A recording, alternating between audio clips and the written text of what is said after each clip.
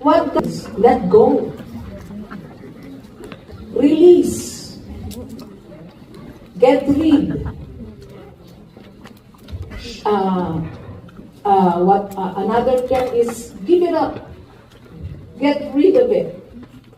It is actually an act of releasing a certain situations in our life that you have no control of. It is beyond your control. You have no power to control the situation. But by letting go, you just in full surrender give it to the one who can take good care of it for you. Siya ang may kapangyarihan to carry you through and to carry that burden that is beyond you. Okay? And you know, when we do that, when we let go of everything that seems to hinder us, that seems to control us, that seems to imprison us, it is actually the way to freedom.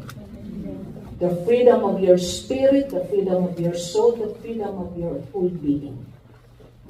It is not a weakness. Letting go or giving up or getting rid or releasing is not a weakness, mga kapatid. It is empowering.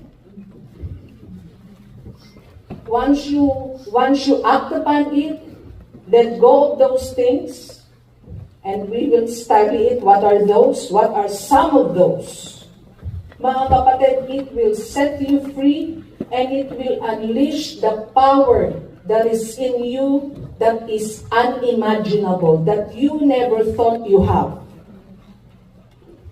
The power, it will unleash the power in you. Okay? And talking about it, about what are those things? Why do we need to let go? What are those things that we need to let go? We will discuss about it. But actually, these are unnecessary, unwanted elements that have found its way deep into our soul that we need to let go. Because if we keep holding it, it consumes you. It will waste you. Okay? Turn your Bible to Psalm 18.